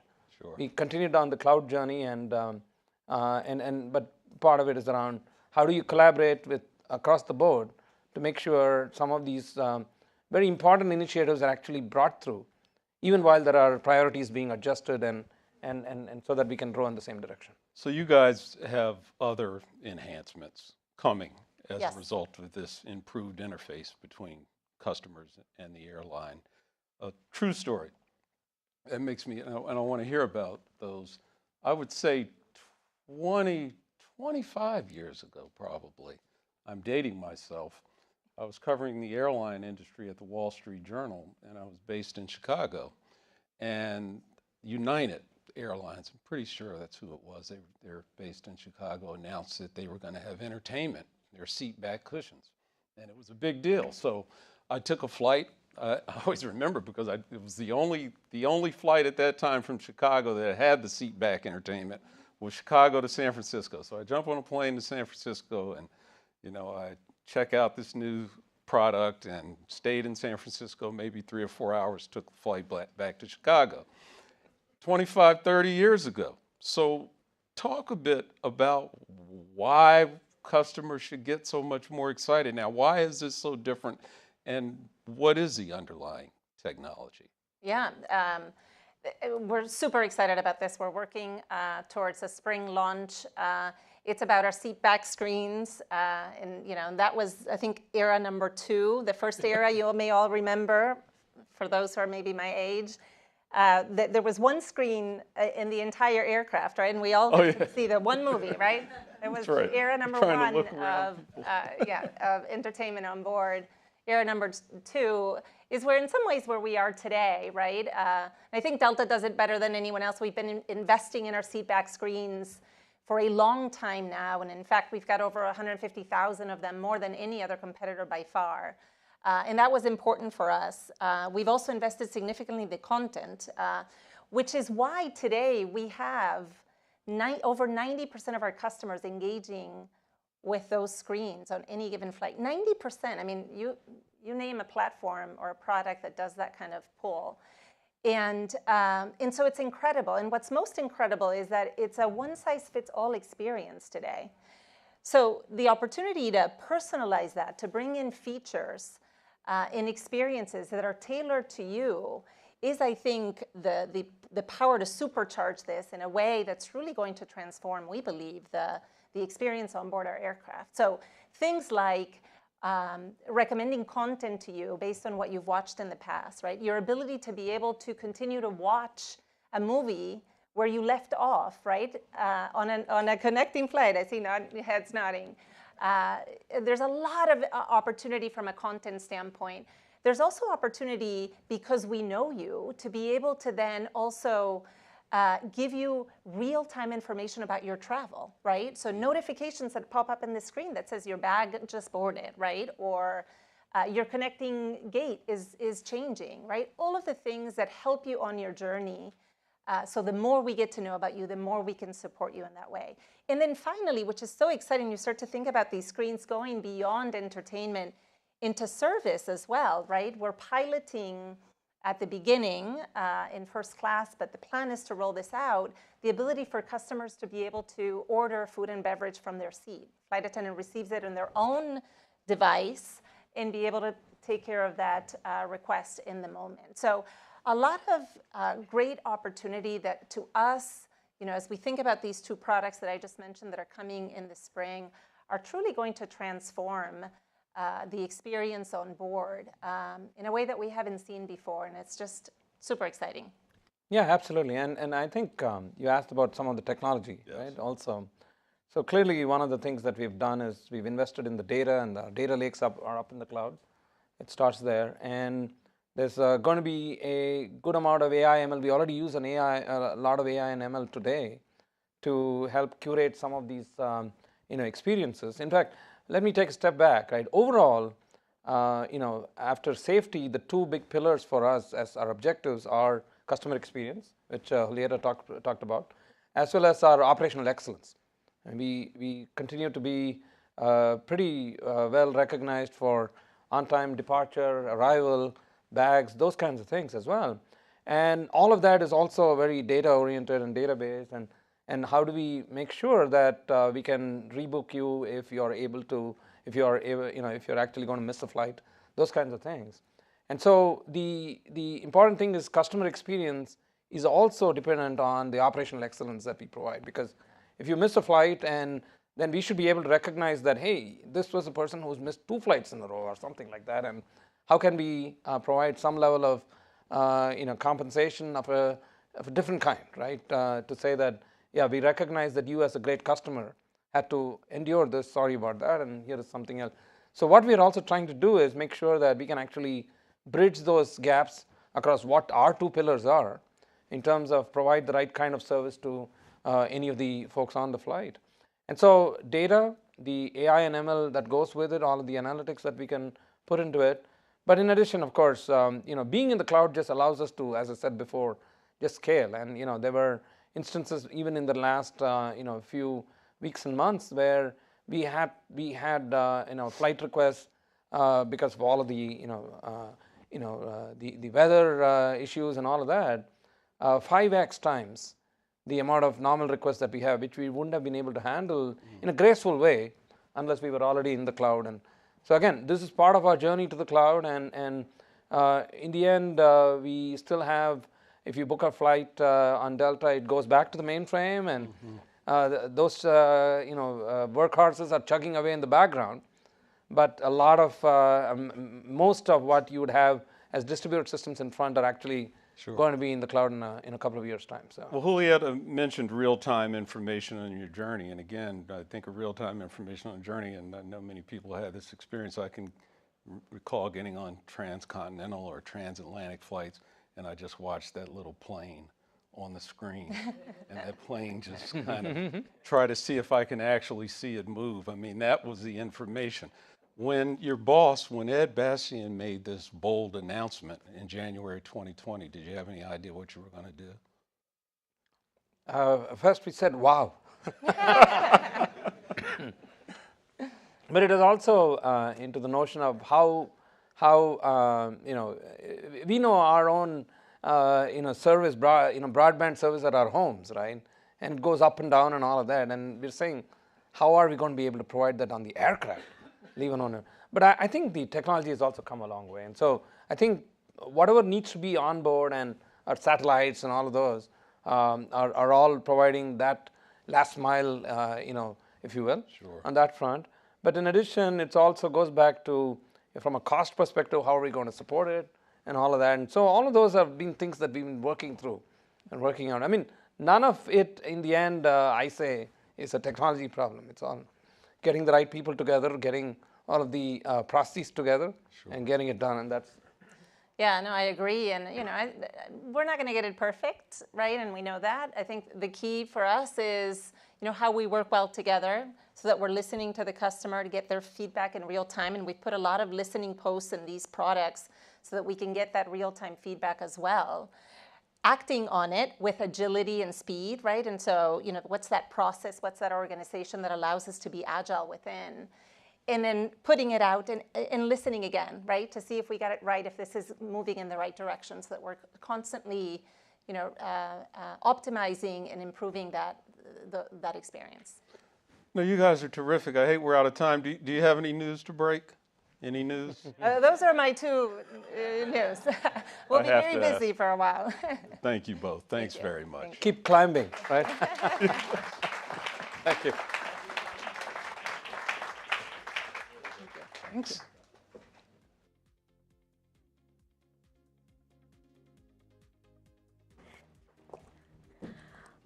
So I just have to say, while this panel was going on, I was checking my Delta app because I do have a flight tonight and it is on time. I also did exactly what you were describing, Julieta. I had 3 flights and I watched the same movie over the 3 flights because I fell asleep, I got distracted, I had to read an article, and I had to scroll in Julia and Julia, the cooking, up to that point. So I'm counting on you to do that. All right, to achieve that The movie will follow me wherever I go. I told you we were going to be efficient. We are now at our final panel of the evening. And this is how to build automation projects that sell themselves. And if you remember our different themes today, had to create value, return on investment, had to have a good buy-in from the top down, and basically improve the workforce experience. I am so pleased to be joined now by Greg Goff from Alight Solutions, Rob Pluta of Ryder Systems, and Jay Schneider of Royal Caribbean International.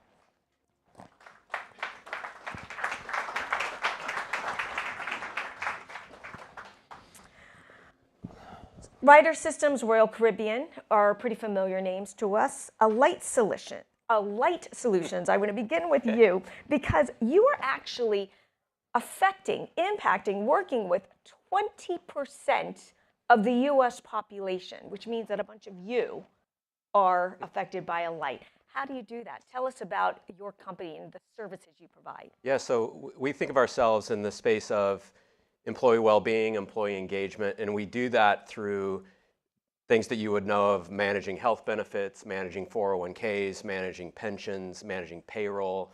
We do, as you said, Janet, service about 20% of the US workforce, 50% of the Fortune 500, and then a lot of, other thousands of other businesses in that.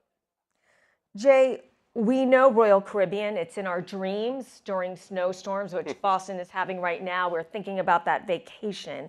But tell us about your role in the company. Sure, thanks for having me. I lead two functions that don't feel like they naturally fit together, but do beautifully. One is the digital transformation of our kind of guest and crew experience, and then the physical transformation of our guest experience. And so that's everything from new water parks, restaurant concepts, to technology that touches the consumer day in and day out. We're going to talk a lot about the challenges that your company faced. Again, one of the companies like Delta, where they were forced to completely shut down during the pandemic and rescale. But first, I want to go to Rob, our final guest, from ocean to land. And as I was crossing the street just a few hours before our session to grab a coffee from Whole Foods, Ryder trucks were going by. Give us a sense of the size of your company now. I do feel like I see Ryder trucks everywhere. How many trucks are there? Yeah, so pretty significant footprint by Ryder. On the trucking side, around 230,000 vehicles in our fleet. Some of them have Ryder logos on them, some of them do not. So we supply vehicles for a lot of the companies you all rely on. We talked about supply chain and delivery and some of those dependencies.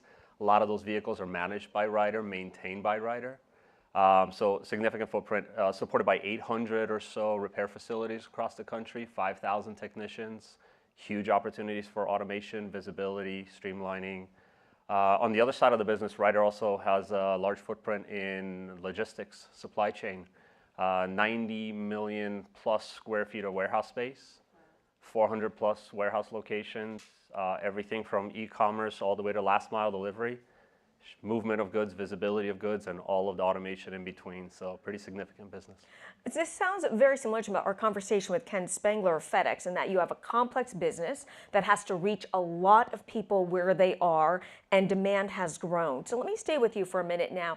And can you tell us how automation has helped you maintain business, not just during the pandemic and those challenges, but now as the company continues to grow? Yeah, and we look at automation in 5 areas. I think we spent some time today talking about people automation and workforce shortages and automating and streamlining our people. And that's significant for us because of shortages of labor is a challenge, but also scaling out the organization and being able to meet the customer demands and being able to automate the needs of our people and letting them focus on more of the value add work for our customers. I think that's key. We're spending a lot of time on automation of our vehicles, and 200,000+ vehicles on the road, and trying to understand what's happening with those vehicles and how do we help our customers to ensure that we have the best uptime for those vehicles so they are on time and delivering the goods that we all rely on. There's significant focus of ours. Shop, yard maintenance, efficiency as well. Warehouse automation is significant for us. Robotics, artificial intelligence, camera technology, drones, you name it, we're trying it. There's a lot of innovative opportunities out there for us. And then finally, customer automation. I think the digital customer automation and technology is key for us. And everything we do is in order to drive efficiency so that we can do more for our customers. And I think digitizing that customer experience through self-service, through online tools, through mobility, through all those is a huge, huge focus of ours in automation. Jay, I want to ask you that question because similar to Ryder Systems, you have complex, big machines, you know, transportation vehicles that have to work. They can't break down. And remind us, how many ships does Royal Caribbean have? We have 62 across the entire Royal Caribbean group, servicing millions of passengers to thousands of destinations worldwide. Yeah, truly global. Let me ask you the same thing. That is also very complex. You're taking people to different areas. You're maintaining these huge ships. I want you also to address how automation is helping you do this.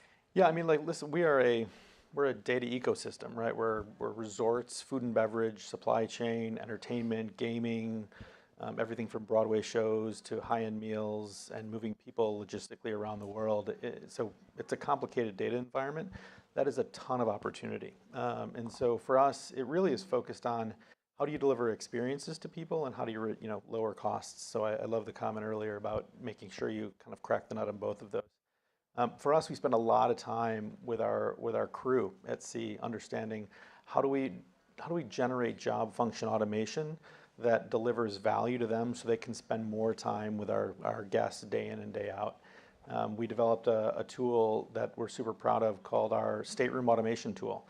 We learned that crew on board our ships had access to reports and data on a regular basis that was often latent.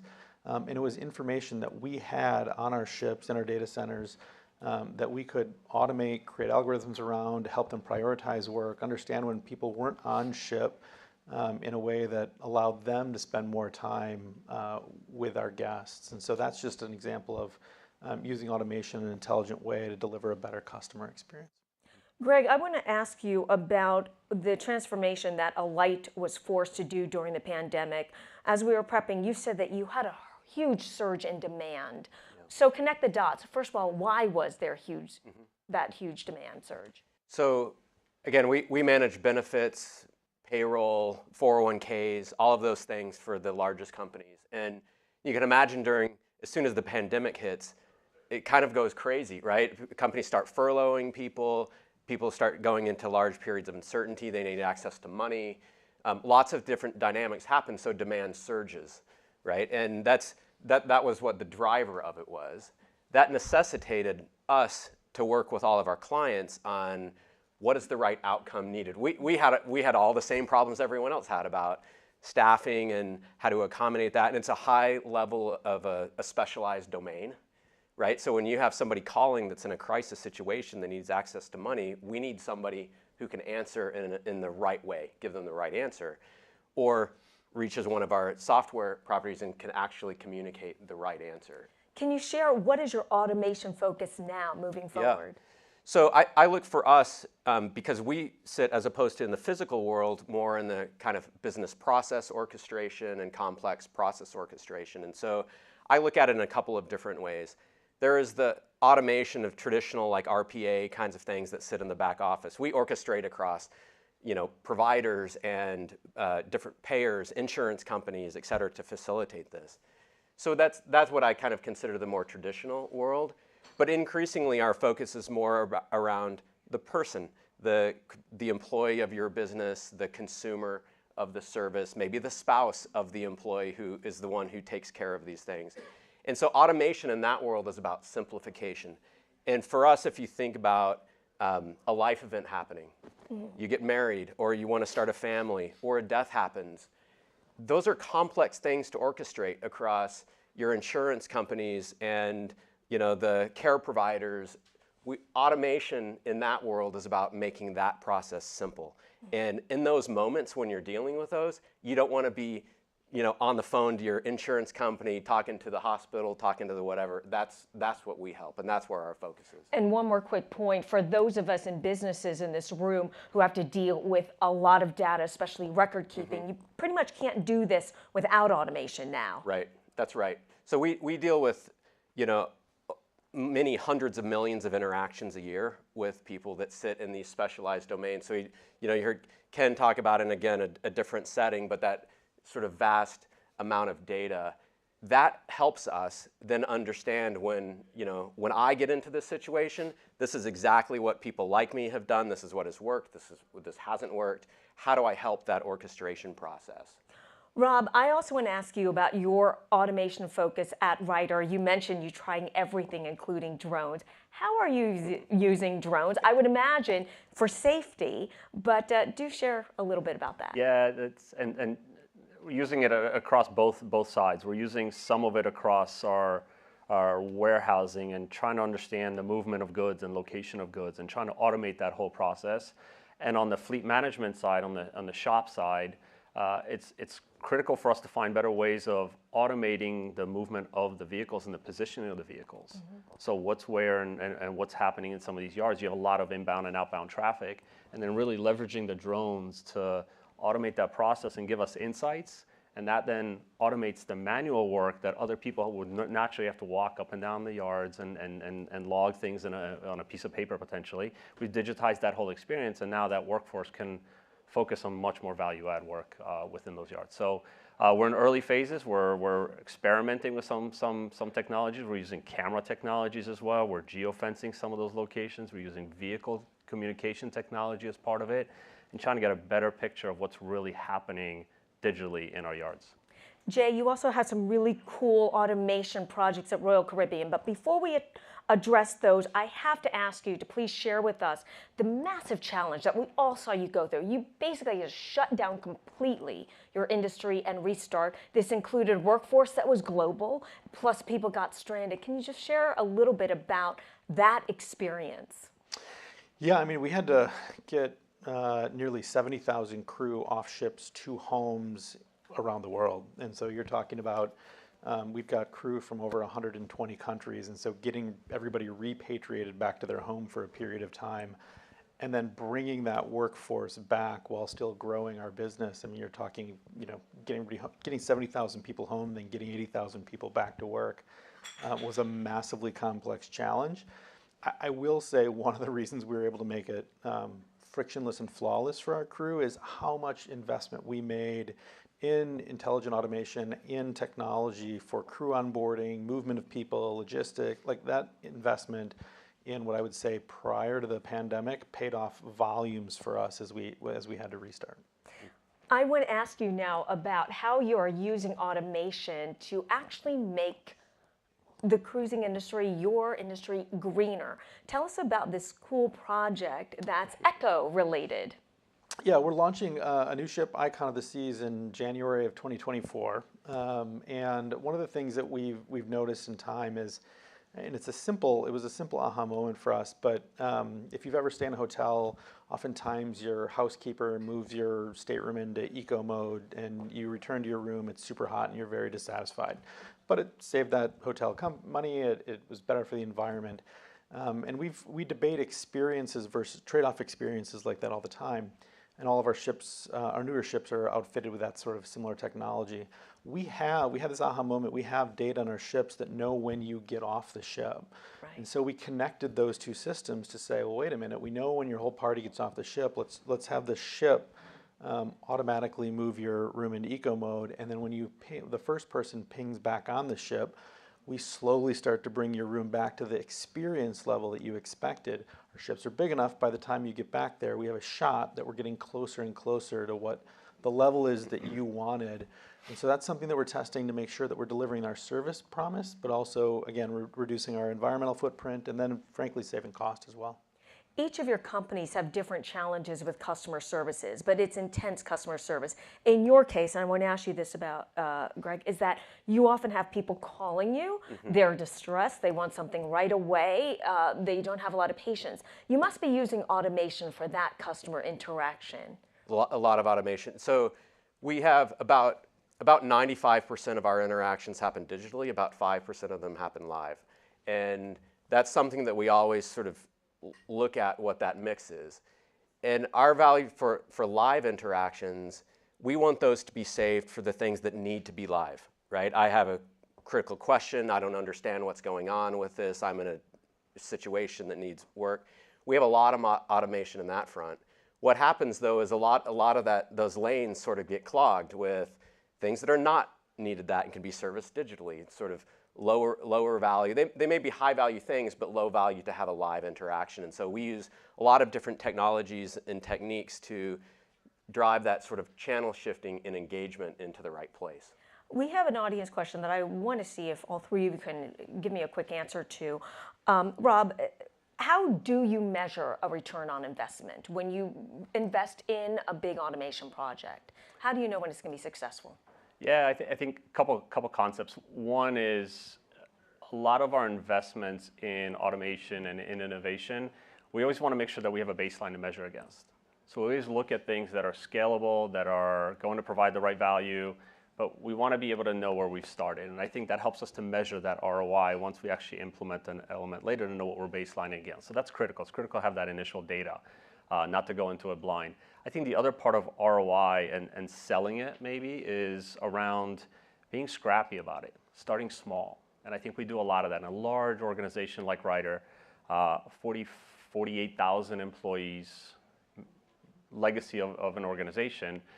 We've done a really good job at driving innovation in a scrappy, startup-ish almost mode within the organization and proving out certain concepts and trying. I mentioned a number of different technologies. We're trying a lot. And you're going to try many of them before you know which one works without making a substantial investment in any of them, and then really measuring those successes and say, does this work? Is the use case valuable? And does this scale across the organization? And then we talk about making larger investments. And I think we've been very successful at taking that stab at it. Jay, I can see how some things can be measured. Say, for example, that ECHO program, you can see how much money you actually save in the operating costs. How are these ideas born? Are they people on board that say, hey, try this? How do you get your new projects? So part of my title is innovation officer, right? Innovation comes from everybody. It really does. It comes from our crew. It comes from our technologists. Frankly, it comes from our CEO. It comes from everybody. And so we try to foster and incubate innovation ideas from everybody. My stateroom example came literally from a stateroom attendant on board a ship in Asia when we had a team doing kind of brainstorms. So it really, I would argue, innovation has to come from your entire organization, not from a small group of people locked in a room somewhere. We are down to our last 2 minutes, so a quick question. I wish we had more time, starting with you, going across the row, and that is just a look ahead. What is the biggest challenge that you see that you want to use automation to address? Yeah, I mean, I think for us, it's that notion of connecting. If you look at like the average organization that we serve will have somewhere between 50 and 100 different benefits programs, different types of things that they help. And most people don't know about most of those. Most employees don't know what they have access to. So for us, that's a big challenge that we face. And automation, AI technologies are about connecting people in the moment where they need something to the resource that they have access to that can help them in that. And that's how I sort of think about our biggest. Rob, looking at the horizon, the biggest challenge for Ryder and how you're going to use automation? Yeah, and I guess I'll spin it into an opportunity. I think our biggest opportunity to focus area that we're really investing a lot in is how do we automate things for our customers? And how do we provide the digital tools and the transparency you mentioned earlier around inbound call volume, human handle versus digital? I wish we were at the level of maturity that you guys are, where we're still handling a lot of phone calls with customers. We want to help them to digitize and automate that and give them the tools and the mobility and the push notifications and capabilities to them. So I think our opportunity is to continue driving and investing our own automation so that we can help to automate our customers' experiences when we deliver whether it's logistics, whether it's vehicles to them. I think that's our big focus at Ryder. Jay, also the same question, of course, for basically every company and industry that we have represented here in this room and also on this stage, we've seen extraordinary changes in demand. Automation is basically required now. What for Royal Caribbean are some of the big challenges for that industry you see? Yeah, to me, it's a flywheel, right? We focus on if we can improve the experience for the customer. So say I can get you to chat with an intelligent chatbot or a customer service agent. I then can claw back that space and use it for a new restaurant concept. And so experience improvement leads to efficiency or growth opportunity for us in our broad business. That's our focus. Gentlemen, thank you so much. I appreciate you sharing all of your thoughts with us today. And so lucky we have so many incredible industries represented here.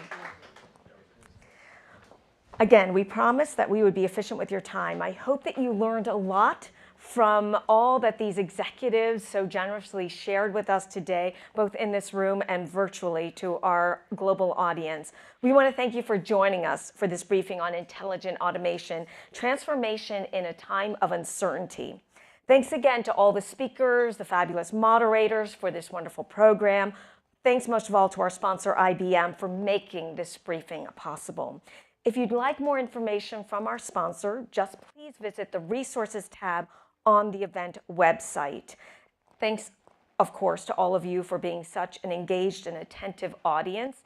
If you would like to rewatch any part of this program, just return to BloombergLive.com and you can view on demand. Plus, there are many other fascinating programs on there. Please join us now for some cocktails and networking. And thank you again for a great program.